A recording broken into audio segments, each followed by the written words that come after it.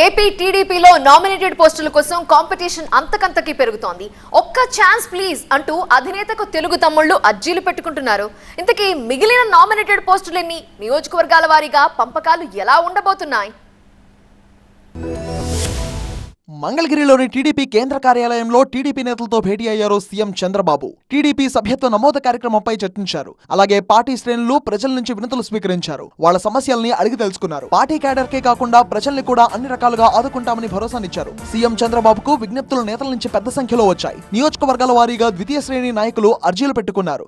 Nominated పోస్టుల్లో ప్రాధాన్యం కల్పించాలని అభ్యర్థించారు. వీరిలో దాదాపు 80% మంది మహిళలు ఉన్నారు. ఇప్పటికే కొన్ని నామినేటెడ్ కార్పొరేషన్ పదవుల పంపకాలు పూర్తయ్యాయి. మిగతా వాటిలో ప్రాధాన్యం కల్పించాలని రిక్వెస్ట్ చేశారు. ఆశావహుల సంఖ్య అంతకంతకు పెరిగిన విషయాన్ని గమనించిన చంద్రబాబు కష్టకాలంలో పార్టీ కోసం అండగా నిలిచిన వాళ్లందరికీ గుర్తింపు ఉంటుందని హామీనిచ్చారు. ఎవరూ అధైర్యపడాల్సిన పనిలేదన్నారు. ఇక సభ్యత్వ నమోదు కార్యక్రమం ప్రతి ఒక్కరూ విజయవంతంగా పూర్తి చేయాలని సూచించారు.